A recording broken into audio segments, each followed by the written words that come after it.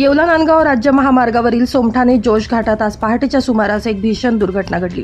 प्रवाशांनी भरलेली एक खासगी लक्झरी बस उलटल्यानं एका प्रवाशाचा जागीच मृत्यू झाला, तर 5 ते 6 प्रवासी किरकोळ जखमी झालेत। अपघाताची माहिती मिळताच स्थानिक नागरिक आणि पोलिसांनी घटनास्थळी धाव घेत तातडीनं मदत कार्य सुरू केलं। मिळालेल्या प्राथमिक माहितीनुसार ही खासगी लक्झरी बस मध्य प्रदेशातील होती। आज पहाटे सोमठाणे जोश घाटातून जात असताना अचानक चालकाचं बसवरील नियंत्रण सुटलं आणि बस घाटातच उलटली। अपघाताच्या वेळी बसमध्ये सुमारे 20 ते 25 प्रवासी प्रवास करत होते। बस पलटल्यानं प्रवाशांमध्ये एकच गोंधळ आणि किंकाळ्या ऐकायला मिळाल्या। या भीषण अपघातात एका प्रवाशाचा जागीच दुर्दैवी मृत्यू झाला, तर 5 ते 6 प्रवासी जखमी झाले असून त्यांना तातडीनं उपचारासाठी नांदगाव येथील ग्रामीण रुग्णालयात दाखल करण्यात आले। तेथे त्यांच्यावर उपचार करण्यात आले।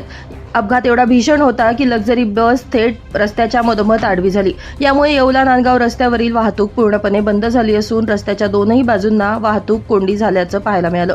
पोलीस प्रशासनाकडून बस बाजूला करण्याचं आणि वाहतूक पूर्ववत करण्याचे प्रयत्न युद्धपातळीवर सुरू आहेत। अपघाताचं नेमकं कारण अद्याप समजू शकलेलं नाही। पोलीस या प्रकरणी अधिक तपास करत आहेत।